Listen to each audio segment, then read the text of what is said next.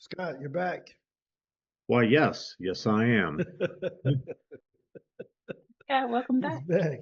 Thank you. So, Ron, I dropped a note to Angela during yesterday's meeting about the fact that you may recall I asked you what do you show as my status or my service level, and I have a receipt for emerging. Okay, and when I go into my actual profile page, merging should allow me to pitch for podcasts and things of that nature. And my actual page doesn't show that I have that, even though you guys are seeing in your setup that I do. I'm not finding it, and I was wondering if I could pull up my page Yeah, let's do here it. and let you look at it. Okay. Let's do it. All right. Boom. Boom.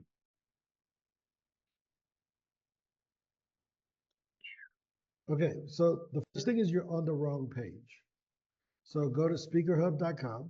That's one of our pages. That's for the profile. But go to SpeakerHUB.com. Okay.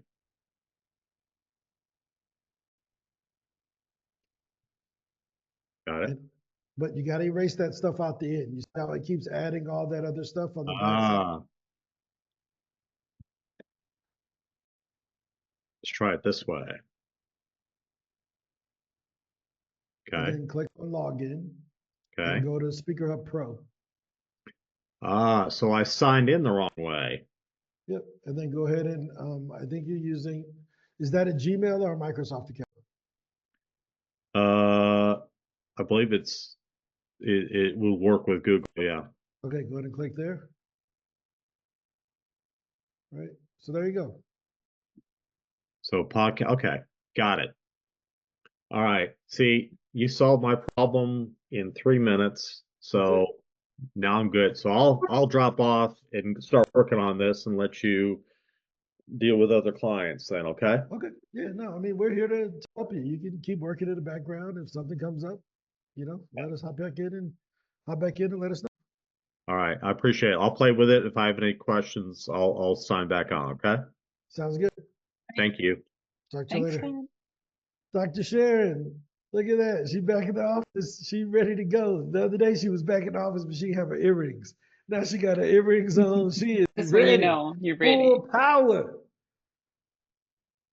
We saw it at 25%, 50%, 75%. Now we got it at 90. This is it. What do I have to do to be 100? I don't know. It just keeps getting better every meeting. So I'm just gonna, I don't want to count you out. It may get better. Yeah, I just wanted you to know I did receive one response was a no, and one response was a yes. I just have to fill out all of their stuff. You see what Is it happens for when you send podcast? emails? No, it's a speaker thing. It's for a speaker. Awesome. I forget the name of the company, but yeah, they reached back yesterday. So I just have to fill out, it's a long, everlasting form to actually get on that stage. But yeah. But that's how it works. That's part of the business. Mm-hmm. And that's what we're going to talk about today because most speakers come from the job world where they had a full-time job, right? And this may be their first encounter with business.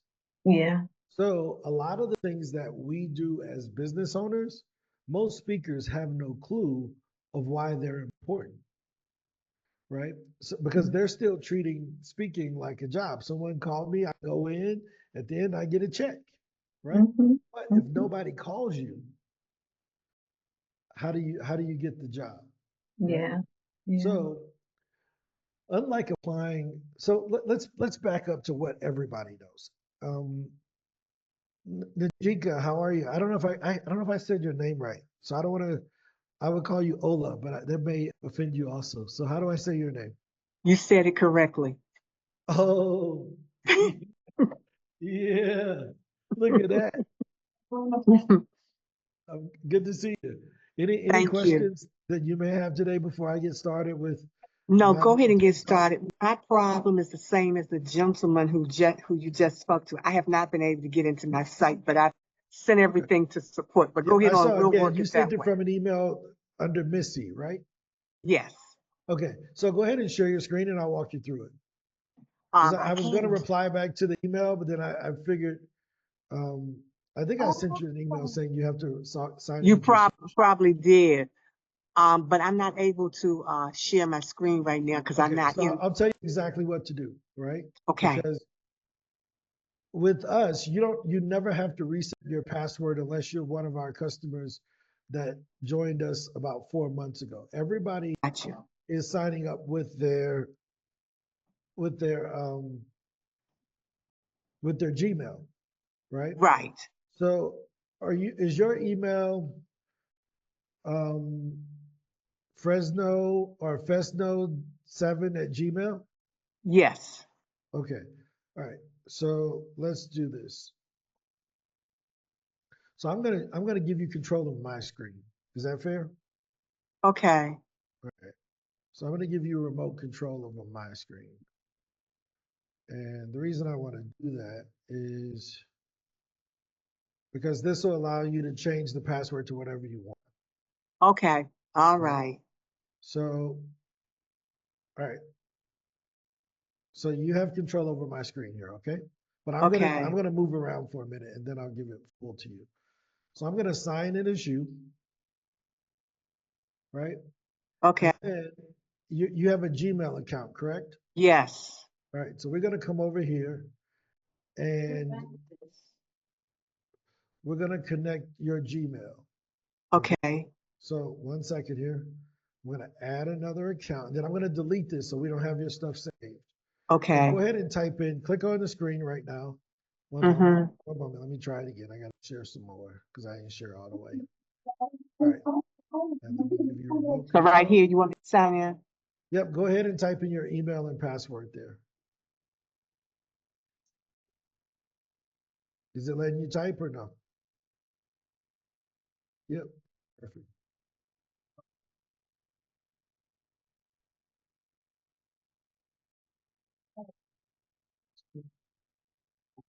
Okay. And go down Then to I click next. next. Yep. And then go ahead and enter your password. But I can change it when I go into my account, right? Yeah, this is the password you normally log in with if you were signed into Gmail. Oh, I have to pull that up. Okay, well, wait 1 moment. I may be able to send you a notification to your phone. 1 second here. Give me a moment. I'm gonna try to send a notification to your phone. Okay. No, it won't work. Yeah, so we need, I don't know if, okay, so let's try something else really quickly. But see, I'm not at my workspace. That's the problem. Okay. Do you have access to that Gmail account? Yes, I do. Okay, so I can send you a password reset because it looks like you've already set up all your stuff and you have a lifetime account with this.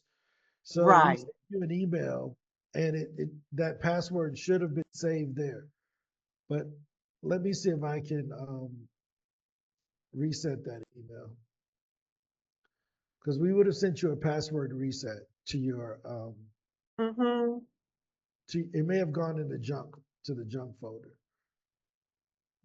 Regina, how are you?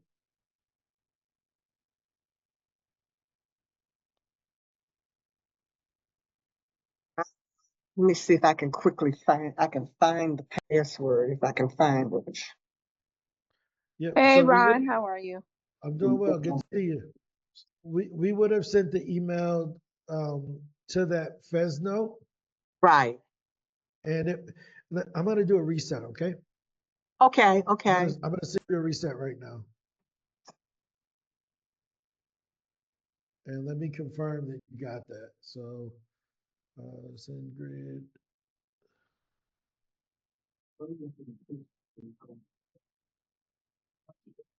Okay. I see the password was sent to me. Okay, so you got it. Yes. Okay, so you're gonna use that password to log in. Okay. Okay. Right. And you should be ready to go. Once you use that password, you can go in and change it to whatever you would like. Go from there. Cool. Let me know if you run into any issues, okay? Okay. Okay. All right. So guys, what I want to talk about today is some of the basic business principles of being a speaker, because a lot of people treat it like it's a job, and that's kind of how they focus on things. Angie, you recording? Yes or no? Okay, all right, cool. A Yes, lot I of am. people, okay, just want to make sure.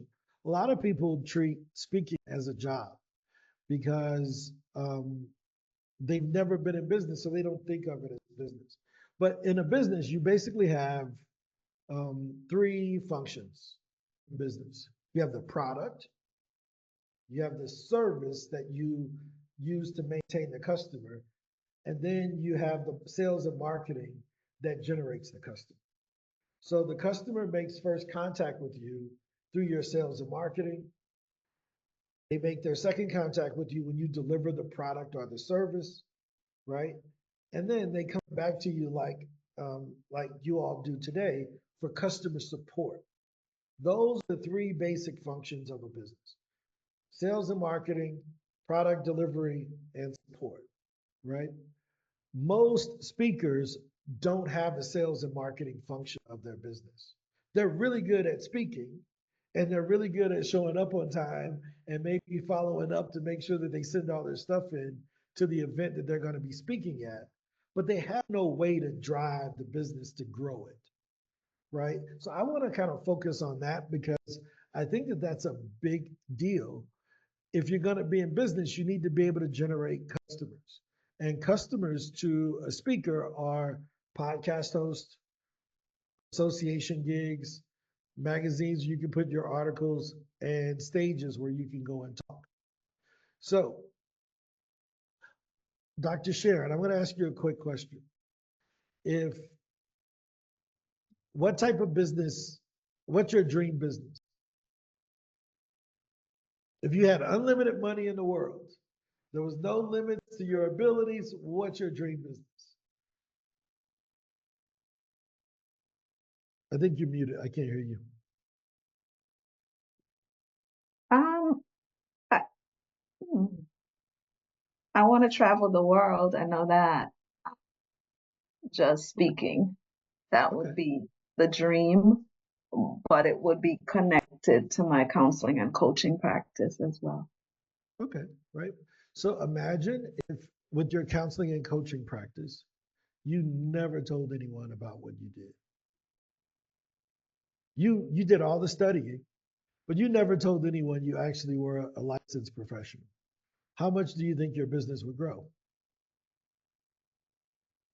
About what it's been doing because I haven't been telling about it. So Okay, all right. I'm the But that's perfect fair. candidate. But Perfect. let me tell you how much I respect that answer. Because Mhm. you're willing to admit that you wanted it to grow more, but you're not a marketer or salesperson. Mhm. Does that make sense? And there's nothing wrong with that, right? We call that the entrepreneurial problem because there's a great book called The E-Myth where the guy describes this young lady who was very good at making sweet potato pies, right?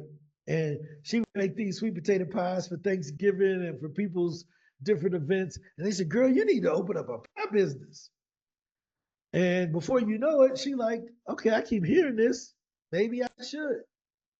So she starts making a few pies at the house and people are buying them. And she's like, look, I can't keep doing this in my house. I need to get a store. But all of a sudden now she went from a pie baker at her leisure Mhm. to now she got to manage rent. She got to buy professional equipment. She got to learn how to meet the city's codes and standards. Nobody can tell me the city don't come inspect the barbecue I make in my house. But the Mhm. minute I want to sell it, now I got to be a health inspector and get all of that stuff right. So I went from my love of making pies to needing to be a facilities manager, hiring employees, doing HR. I got to manage stove equipment, make sure that the city get my licenses right. I just wanted to make sweet potato pies. right? Not, we ain't even talked about the selling, and now I got to get people to come in because I went from baking pies in my house for free for my cousins to now it costs me $10,000 a month to keep this store open. And even after I'm there every night, I still can barely pay the rent. So I'm not even making no money. I'm making pies for free with more expense. Is that fair? That's me. Right? Okay. Right. That's So how do you fix that? If there was one thing you could have in any business in the world, only one thing, you could rub on a little genie lamp on my magic coffee cup, and the Maxwell House genie go come out of it and grant your wish. What would be one thing you would want in the business? a promoter or manager. Okay, that's a good one. And what would you want in your business? You got your magic business. She gonna get a promoter and a manager. What you gonna get? Sales. Sales. Okay, your salesperson. Okay. And Ola, what would you want in your business? You get to pick whatever you want. You rub a magic lamp, you whatever. You only can pick one thing. Well, I'd say promotion.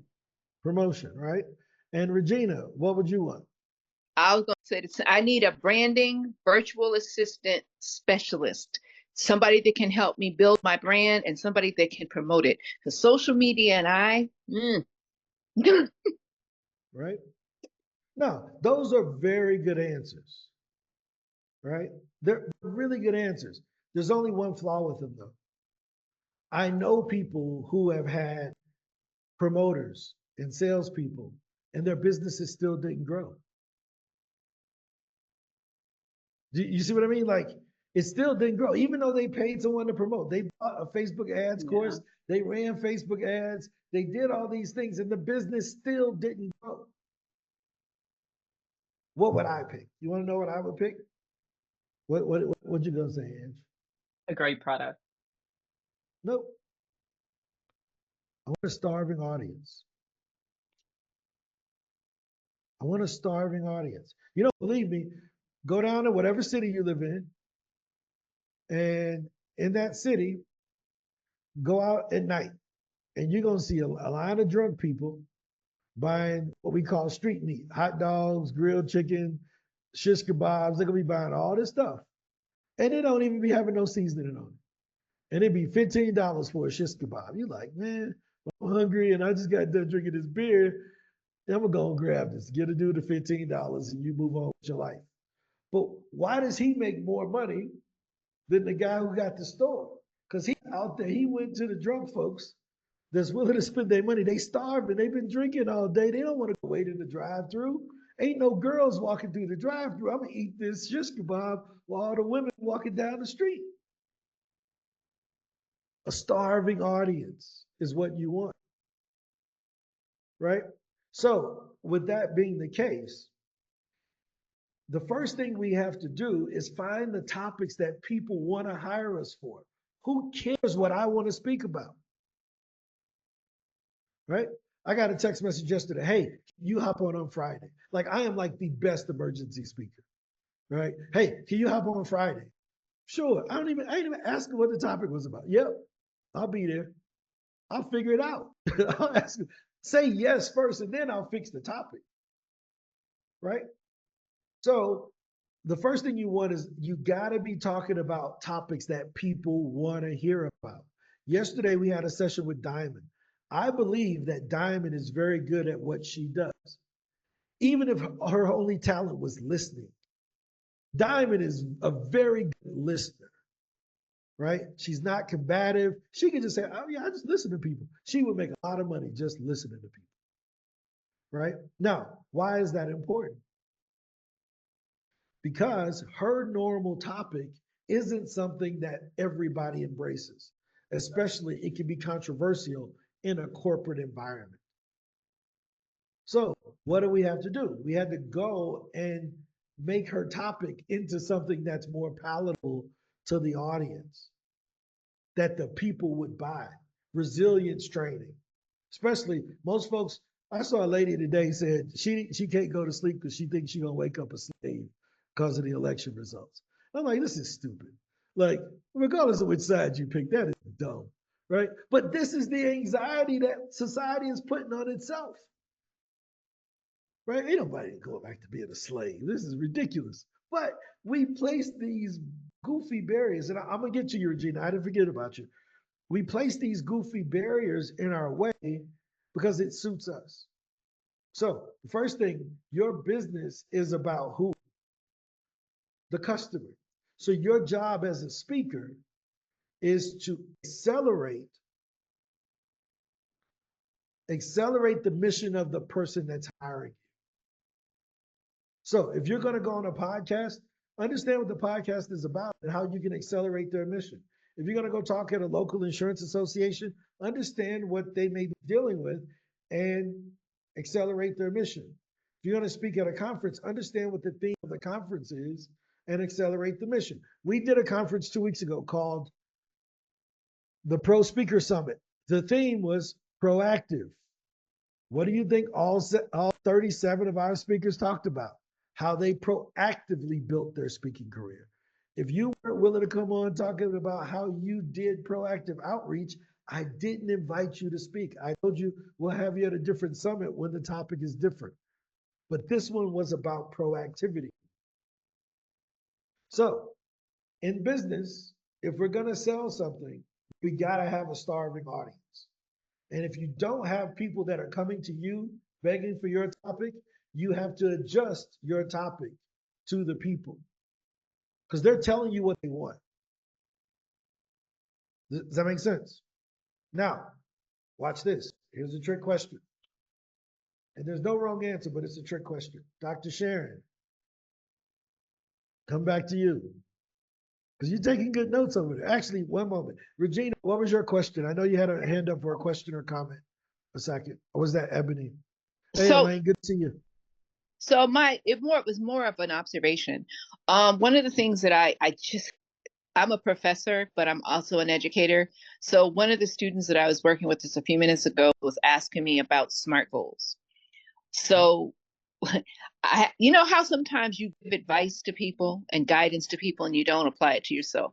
So for me, I think it's important for me and my journey is to be able to connect with people that are already doing what I aspire to do so that I can enhance my platform. And I think that should have been the answer that I initially gave you. Not that I don't stand by what I said about the social media and that stuff.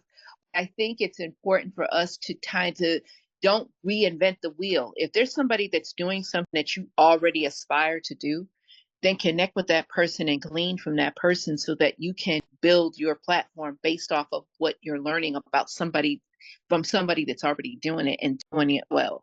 So Yeah, that was my comment. No, I think that's very, very in line with what we're teaching. You mentioned the word connect. So the word pitch inside of SpeakerHUB will be changed to connect within the next week because we found that people are pitching themselves to do a song and dance instead of trying to build a connection with the event planner or the podcast host so that they can have more collaborative opportunities. In the Pro Speaker Summit, one of our sessions was taught by a gentleman named Stan Pearson.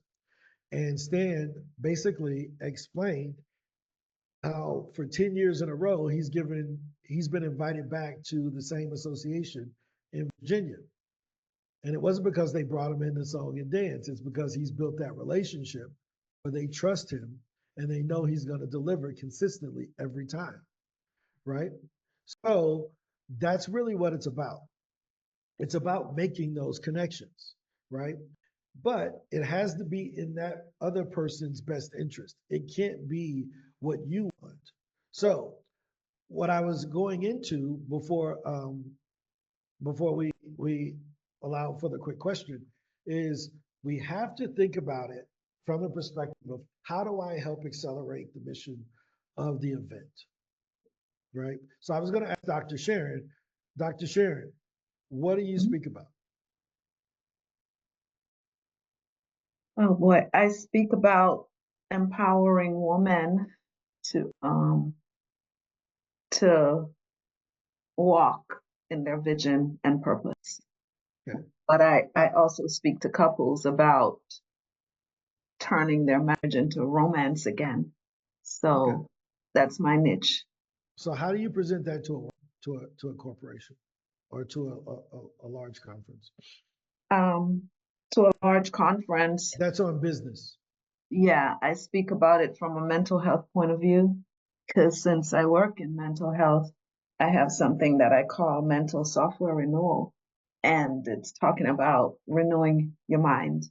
And I present in every situation, whether you're man, woman, couple, whoever, you have to reboot your mind, because every single second, every single second that you have your eyes open, your mind keeps switching to something else, and you have to control it in order to control yourself as a woman, in a marriage, in a company, wherever, as a leader.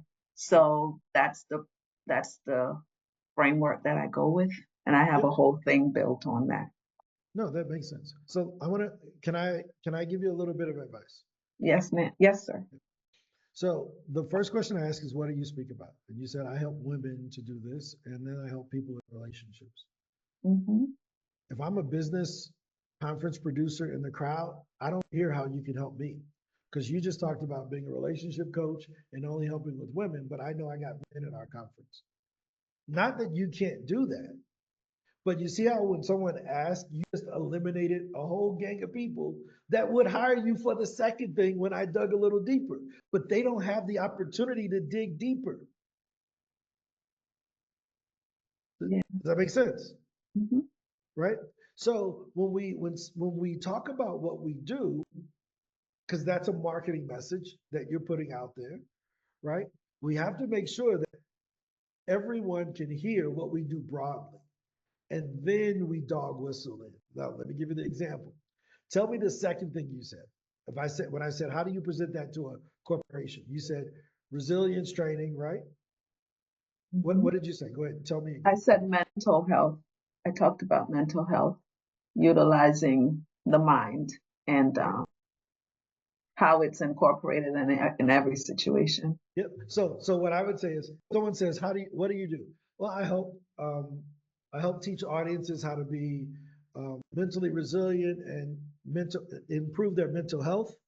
Here are some examples. Whether it's in a relationship at work, a relationship at home, you see how now I can drill in, but I gotta leave it broad at the beginning so everybody hears how I can help them. And then I can give them examples. And then now it opens them up to be able to say, but can you do this for men too? Yeah, come on in, we can do it for them too. I was just giving you a few examples. I didn't list everything.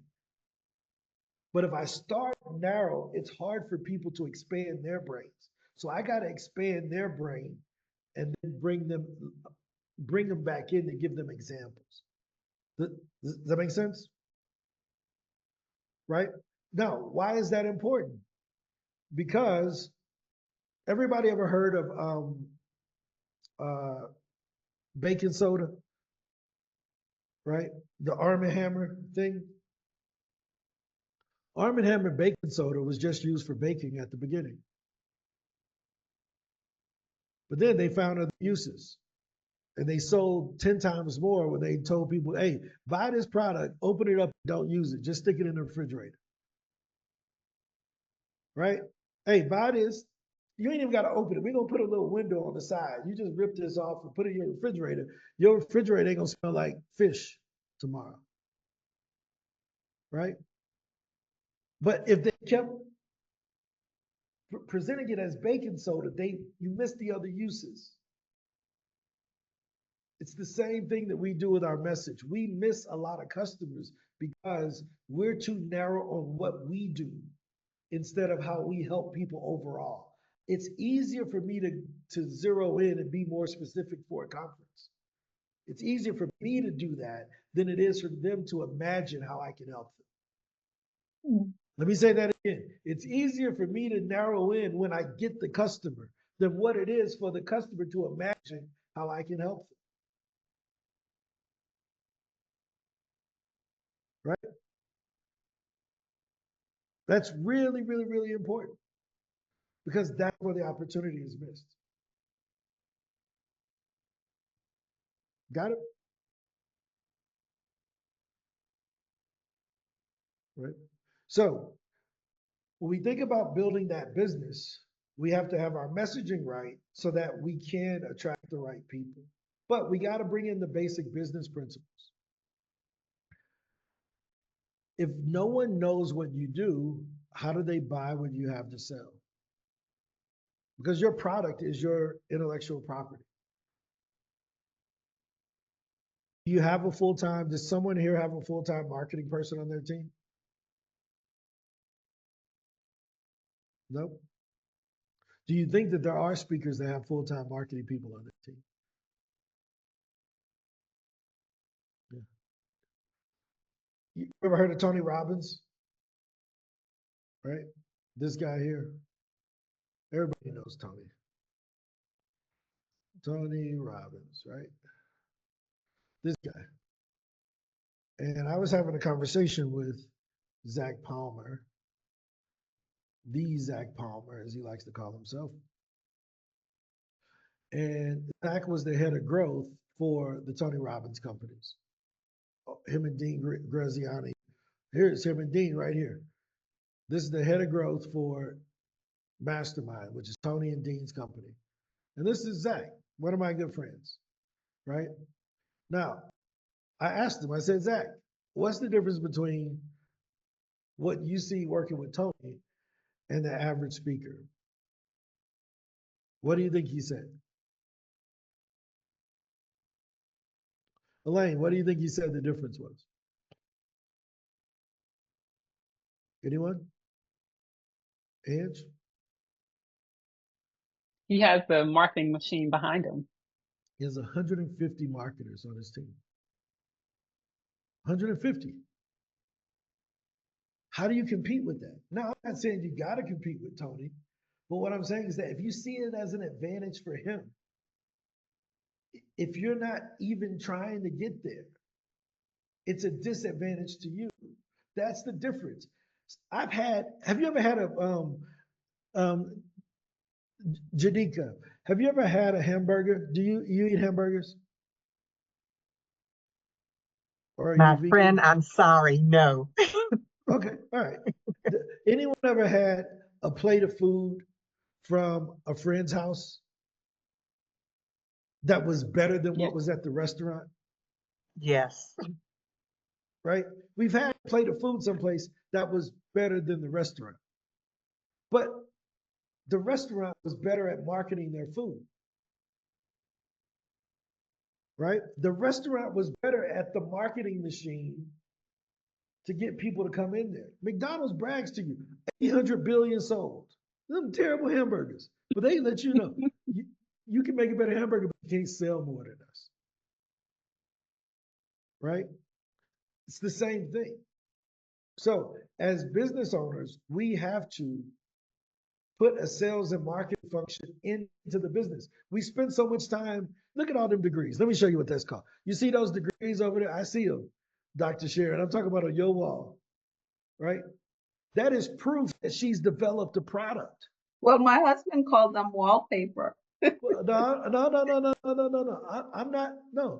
I'm not going to do that. I got a lot of respect for what you did. That's called product development. You spent the time to develop the product, the intellectual property, the different perspectives. But that's what we normally do. We buy a new course. We take another training, but we don't go market the stuff we already knew. Oh, we're going to do this new thing. No, we're not. We're going to do this. We're going to go sell what we got. I have this conversation with my team all the time. We're going to sell this. But no, this. This. It is okay right now. It don't need to be perfect. It's okay right now. So why am I focusing on this? Because that marketing function is the difference. So we did the summit with a guy named Matt Pollock. And Matt did some interviews for us. Matt is a great speaker. He's been on the cover of different magazines as the speaker of the year and things of that sort. And Matt has a team of people that do outreach. I think he has 4 or 5 people that work around the world to help him. And he called me and he said, Ron, I heard you're the guy that can do a lot of outreach. you got all the data. Can you do two things for me? Number one, can you send some emails for me? Cool.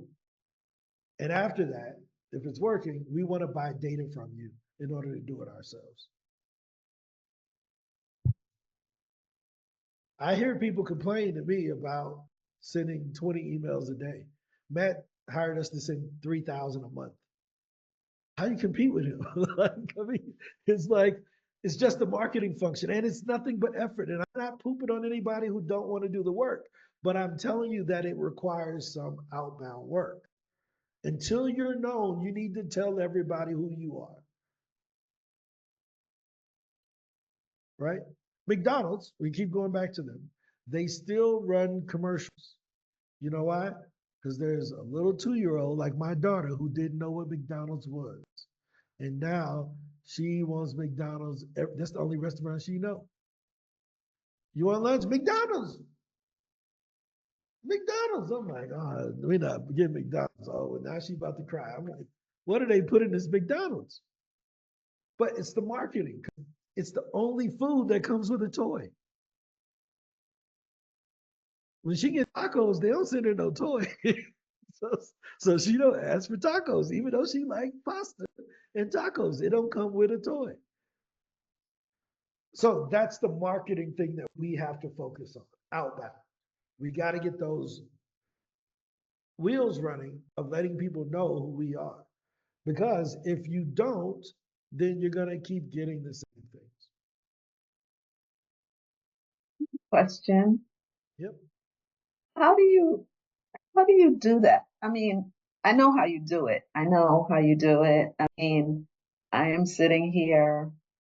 I don't mind telling anybody that I'm going to be 65 in December and still trying to, I feel like Moses in the Bible, right? Because I'm like coming from where I was moving forward. And it took actually a disease like COVID to get me to jump out of my little shell and comfort zone. And the reason my husband calls these wallpaper is because a lot of people don't even know that I have degrees, you know.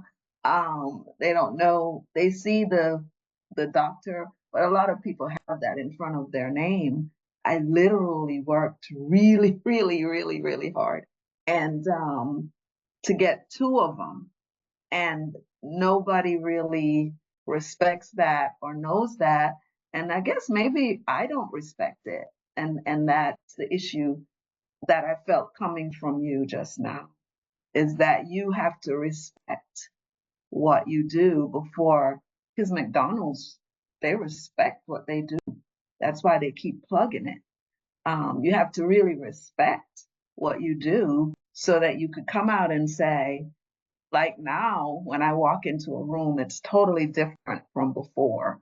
You know, I walk into a room, you know, I'm a former fashion designer. So I walk into a room and people will say, well, who is that? And I get to say who I am. I used to not say anything. I used to just sit down and just, you know, nothing. So how, Mike, how do you just keep doing that without sounding, I don't know, Okay, I I got don't you. know what to call it. No, I 100%. Grew up in church girl, so you know it's kind of weird So for so me. let's talk about the church. Yeah, no, no. Let's talk about it. Let's go there. Talk about Let's the go there. church. Right? Let's go there. Right? There was a great song that I learned in church. You know, my uncles are pastors and deacons and bishops, and it was a song about light. And every 3-year-old learns this little light of mine. I'm gonna let it shine, let That's it right. shine, let it That's right. shine, let it That's right. shine. And then as we get adults, we say, this light I've worked so hard to illuminate, I'm gonna hide it. Why? Because I don't want the people around me to feel bad that they don't have the same brilliance. Yeah. So All the work I did, now I'm ashamed of it because I'm afraid that people won't love me for the work that I've done.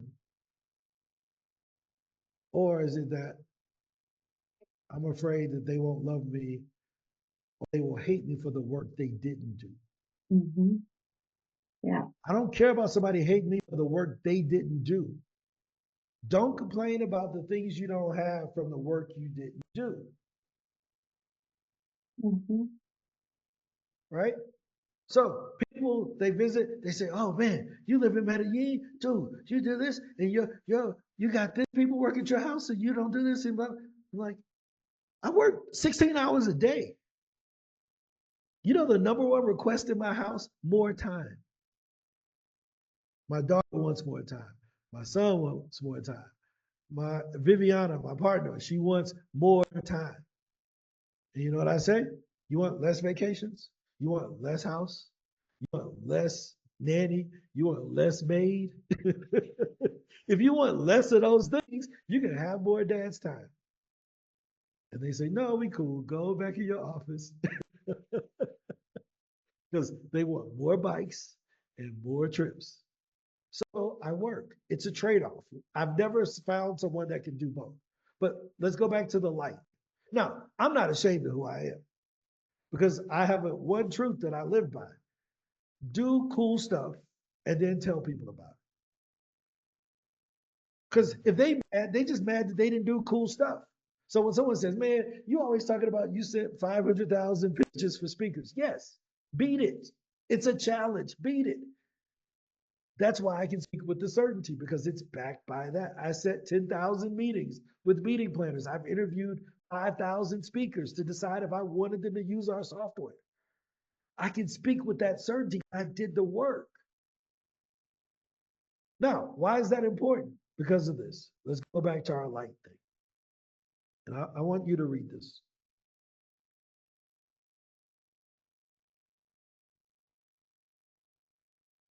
Can you see my screen there, Dr. Sharon? I want you to read this.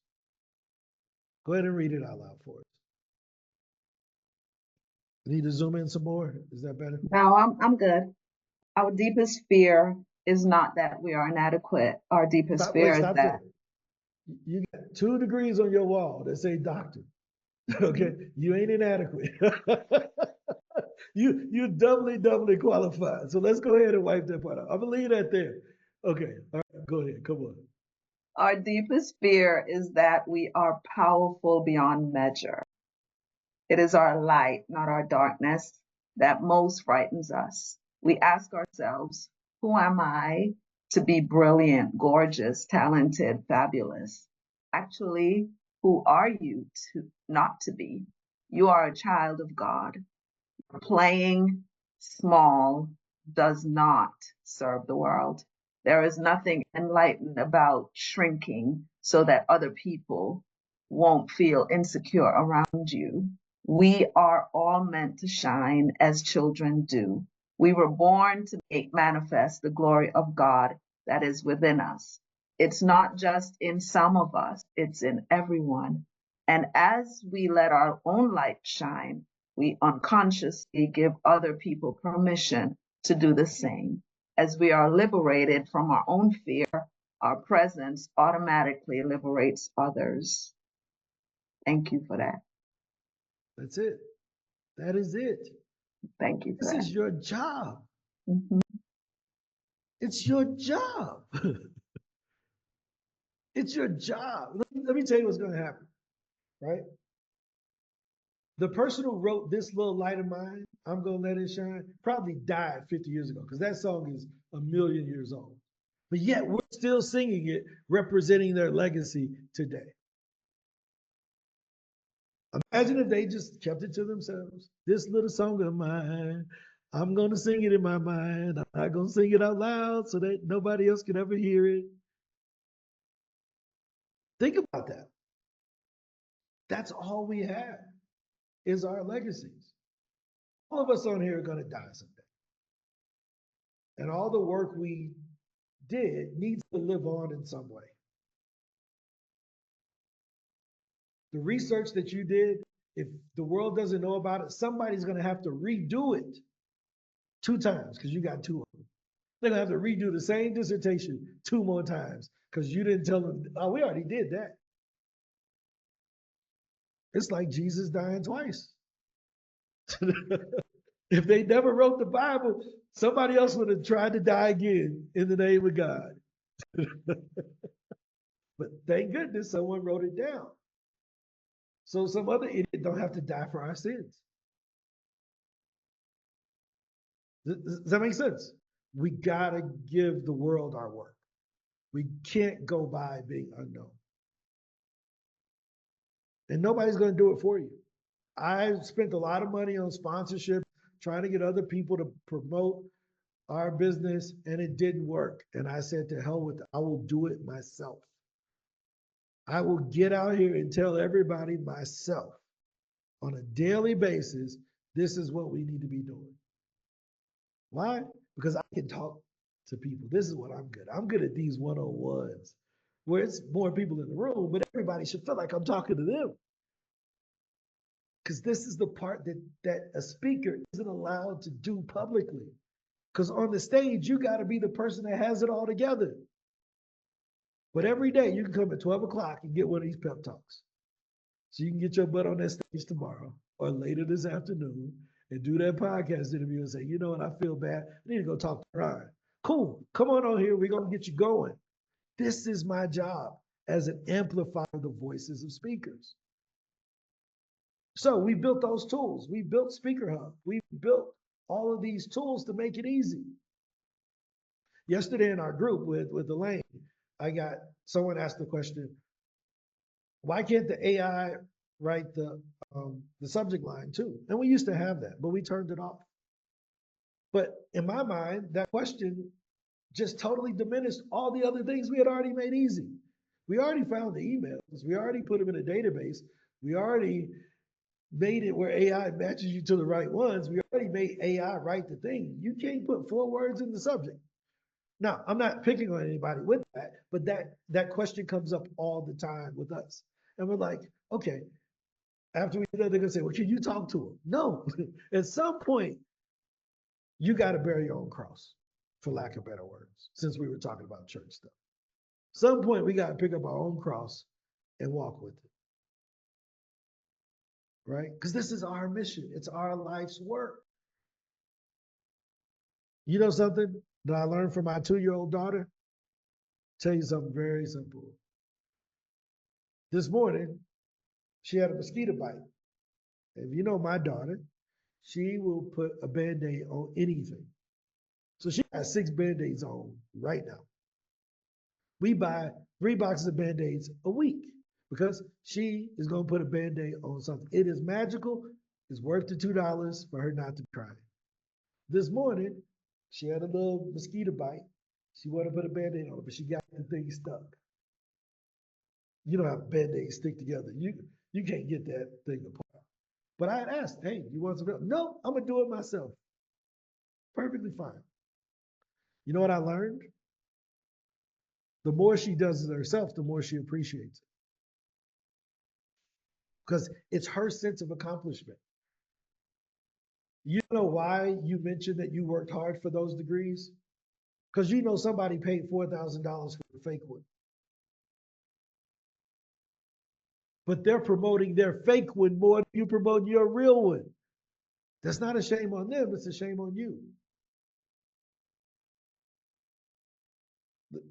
You gotta shine bright like a diamond. I ain't never heard a song that said, shine bright like a cubic zirconia. You heard that? You heard my cubic zirconias. You never hear that. But diamonds, how many diamond songs are out there? Because you know how hard it is, supposedly, to get a diamond? The reason why I bring this up is because we have to champion our message. Elaine, what's up? You're on mute. We can't hear you. Let's hear you. Yeah.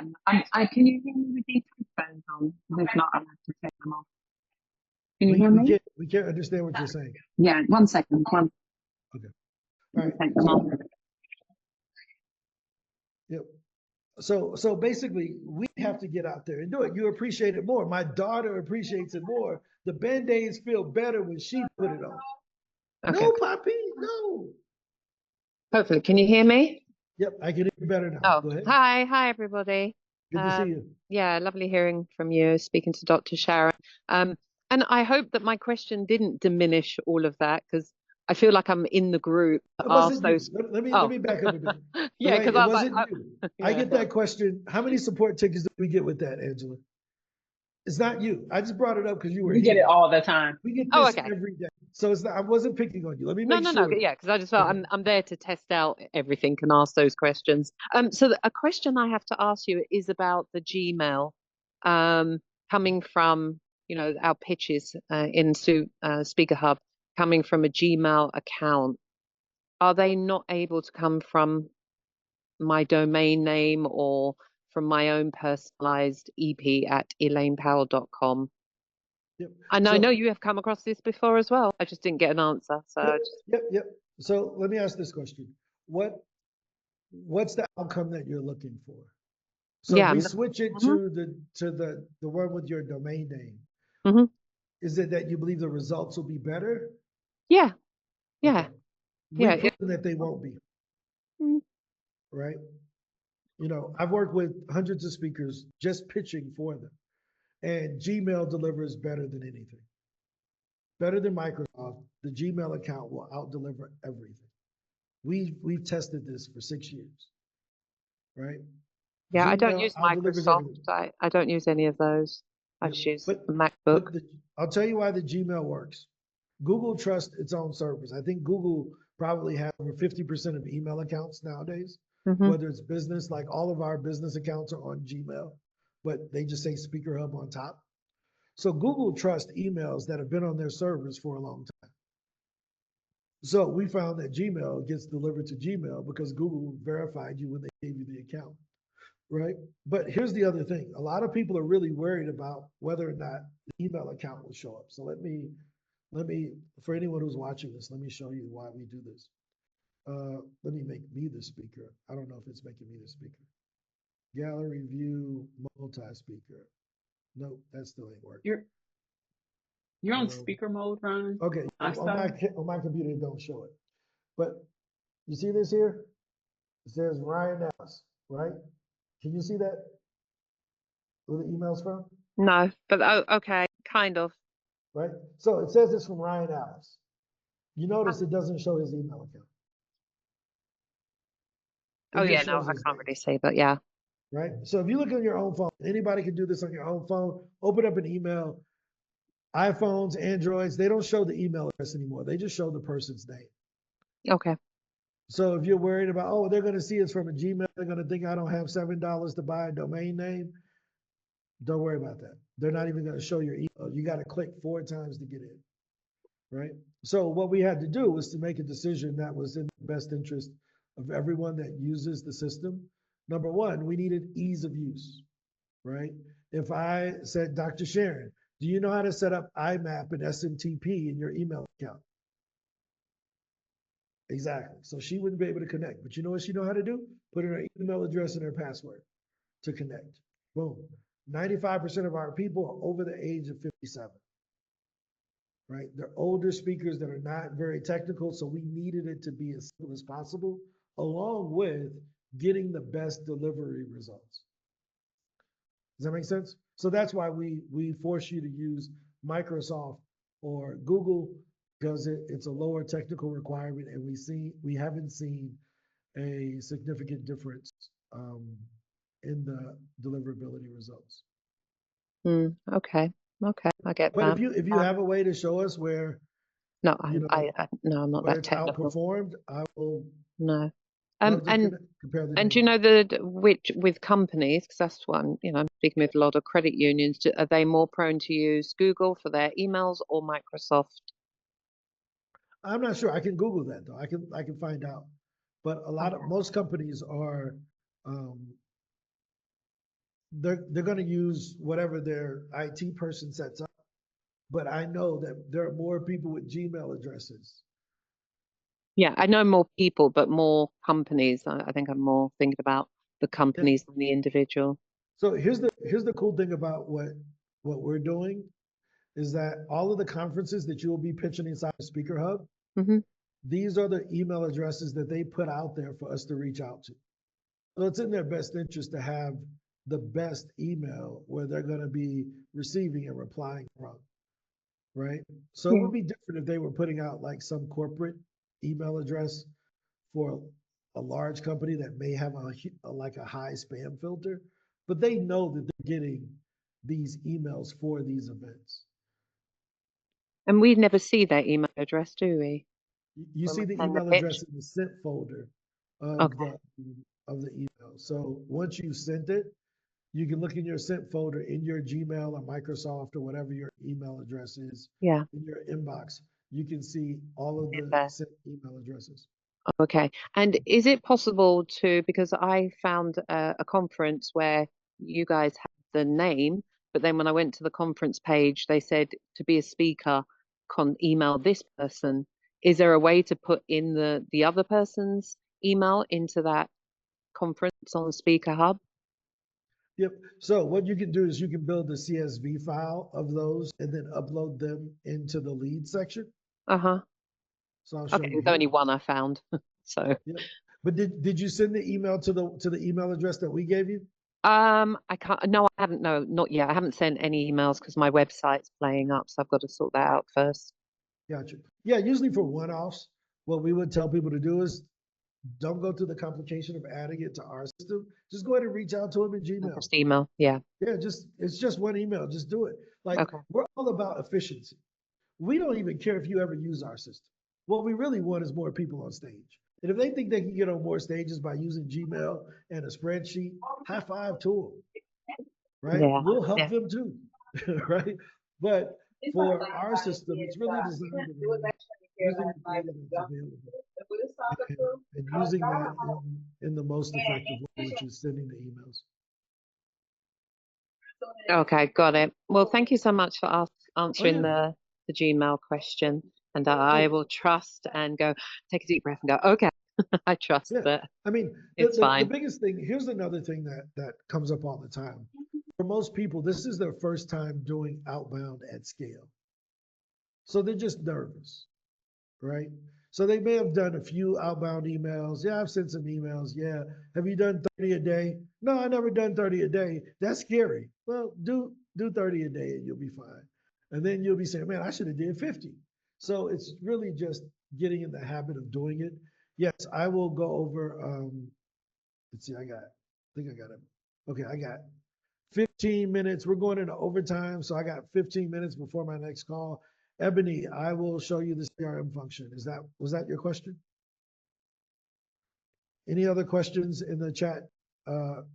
Yeah, that was my question. Thank you. No, Okay. that's the only question in the chat right now, Ron. All right, perfect. So here's the basic CRM function.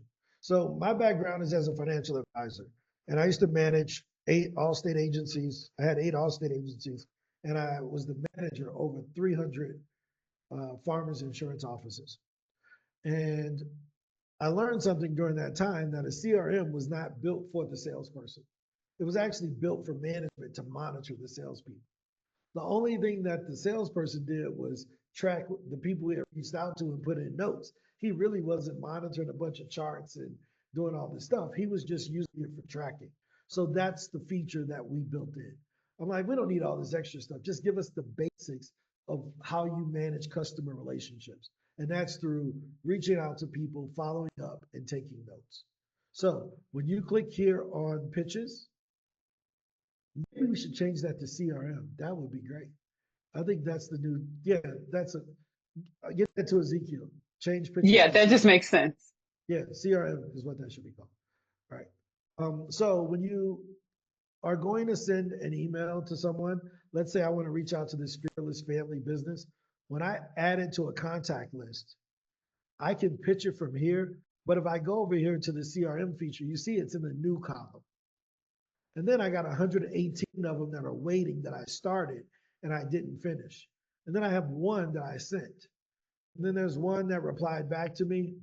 And then there's one that I booked. So you can see I can follow this customer relationship from new to waiting, to contacted, to replied, to booked, or to canceled, archived. So this first one, I come here, since it's new, I haven't clicked the pitch button. If I click the pitch button, it's going to say continue because it had already started working on it, but we never did anything. Does that make sense? Ebony, is that helpful so far? Yep. Yep. Once you've sent something, you see it says follow up. You notice the buttons change and it says follow up. And I can see what I sent to Brent originally. I can mark whether he responded or not. And then I can follow up if I want to. Is there a But way to guess set what? a I date? can also come down here and put in my notes. Brent was a nice guy, but I'm not going to follow up. Wait, I need to follow up in February. All of those things are here. Is there a way to set a date to follow up or no? Right now, we don't have the calendar feature Okay. in here, right? Because our biggest thing is to get people to go from new to waiting to sent. But I can tell you what you can do. I got a suggestion for you. You see this thing that says follow up? Yep. Click on there. The AI is going to write the email.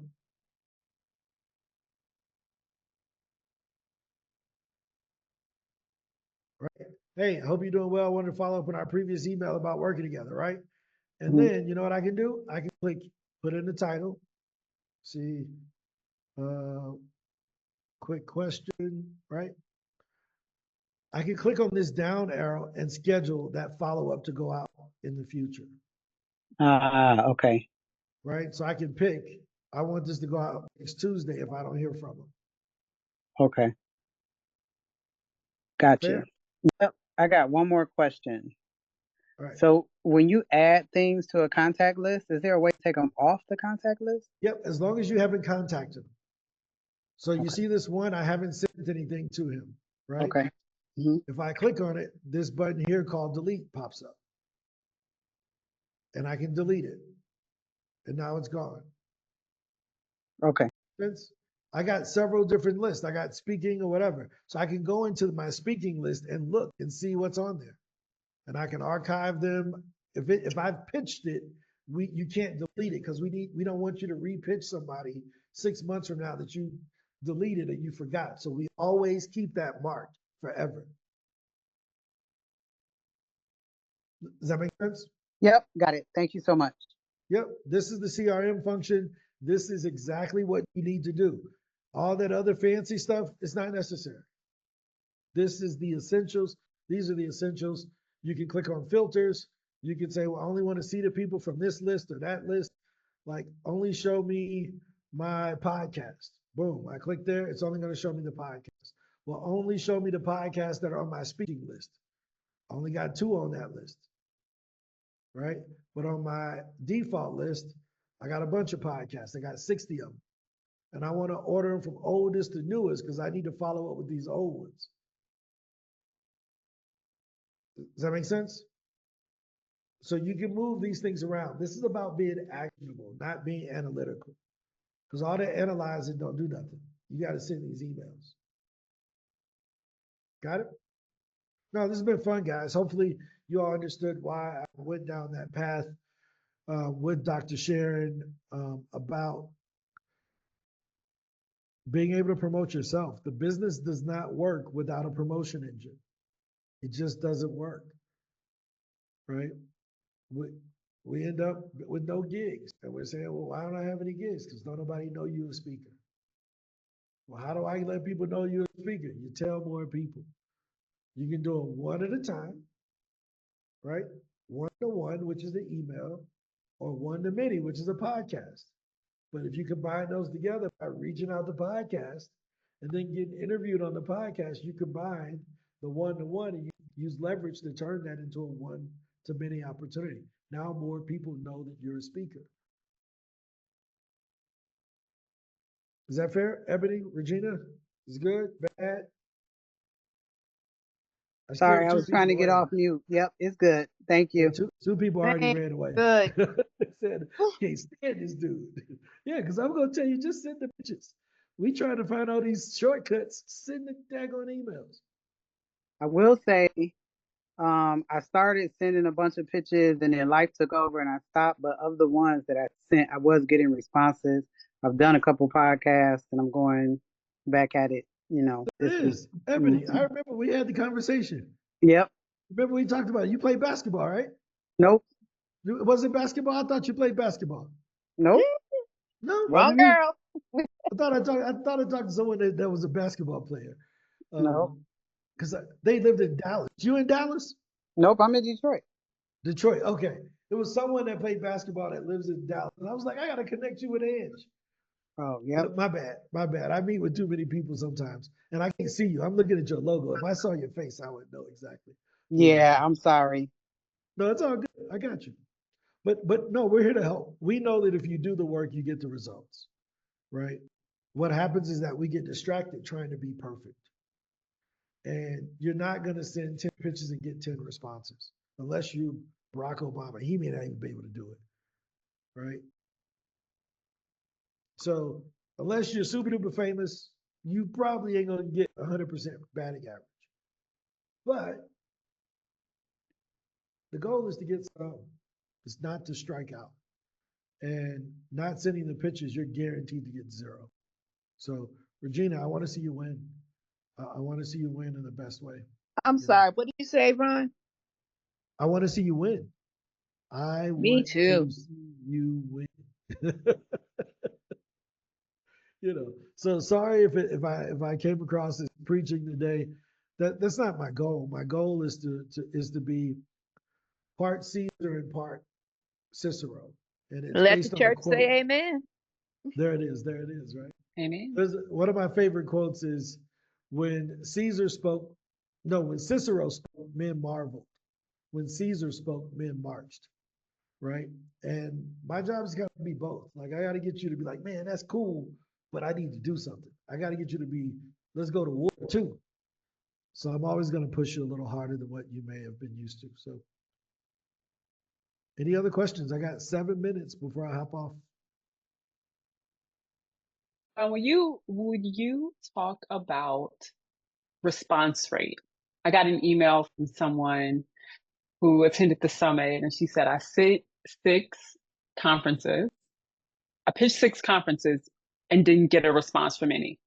Yep. I pitched a half a dozen and I didn't get a response. Do you have any recommendations? I said, well, conferences take longer. You should pitch more. And then she said, well, having a well-crafted pitch. She kind of snapped back at me and was like, having a well-crafted pitch is really important too. And I said, okay, you should come to the meeting. I invited her to come, but she didn't. Maybe she'll come one day, but yeah, will you speak to that? Yeah, so here's the thing. I'm going to ask you all a question because I know my 7-year-old son's going to ask me this someday. Who wants to, Regina? You want to participate with me on this question? Sure. You got kids? Yes. You got a son? I have 2 sons. Okay. If your son came up to you and he said, Mama, how many girls I need to talk to find a wife? What's your answer? When you know, you know. No, I need to know how many. I talked to 2 girls in my school. They both told me no. Oh, keep going until you find the right one. Those weren't the right ones. Thanks for teaching the session, Regina. And that is my TED Talk.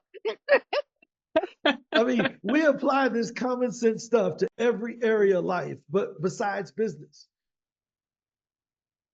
We apply it to every area of life. Every area we say, just keep going. Yo, I made chicken the first time and I burnt it. Yeah, but every opportunity is not always a good opportunity too, that people have to understand. They have to understand that you might be pitching, but that doesn't mean that pitch is actually for you. There could be something else down the road, but see, we want what we want right now, but we want everything instantaneously, not realizing the bigger picture is the pitches that you're giving may not be a good fit for you right now. So every opportunity is not always a good opportunity. But we as business owners and entrepreneurs have to get better with understanding that and appreciating that. Imagine if I go to the gym and I go to the gym today and I do 6 push-ups. Should I expect to lose 15 pounds because I did the 6 push-ups? No, your personal trainer gonna say, dude, you did 6. How about you do 6 sets of 20 and then come back tomorrow and do 6 sets of 20 tomorrow? And every day I go look in the mirror, I do those first 6 sets of 20, 120 push-ups. I go look in the mirror, I don't see any difference. My arms hurt a little bit. But if I do that every day for a month, guess what happens? Now I'm starting to see, oh, wait a minute, I got a little, and I can do these, I need to go from 6 sets, I need to go to 10, right? So it's time. There's nothing else in life where we've developed a skill and it worked right away. Give me the magic. This is why, let me say this. I got 3 minutes because I'm going to get on this because I'm tired of this. This is why y'all keep getting scammed. This is why y'all keep getting, whoever's watching this, if you've ever felt like you bought a course or a training and you got scammed, this is why. I'm going to tell you why. You thought that they were selling you a magic bullet, and the magic bullet ended up being hard work. So you know what? You went and bought another course that told you, oh, we got the magic bullet. You know what the magic bullet was? Hard work. And then you bought another course, and you know what the magic bullet was? Hard work. And you probably didn't even finish the courses. You probably didn't even finish the training because when it got hard, you went and found something easier. That's why you're losing. Go watch the 37 speakers in the Pro Speaker Summit and listen to how hard they worked to get on those stages. Listen to how hard they worked to earn my respect, to get on my stage. I interviewed them for hours asking, how you do this? What you do? Did you really do that? Okay, cool. We're gonna invite you to a different one. Because some folks weren't ready to be on, they didn't meet my standard. So people keep looking, every time you look for a magic button, you will get scammed. Because the magic button that has existed for the existence of time is work. Don't complain to me about the results you're not getting for the work you're not doing. If I could get people booked on 6 pitches that weren't famous, I would charge $1,000 a pitch. Because you're gonna go 6 pitches, you're gonna go make 20 grand from your speaking gig. At least you get $1,000 from it. So it's $1,000 a pitch, if that's the case. But that's not how it works. It's consistency every single day. So this is the part people are gonna hate in this speech, and I don't care. Go and get scammed in from someplace else. We ain't gonna scam you over here. We're gonna tell you to get you behind the work, because that's how I got here. I drove Uber to buy this company.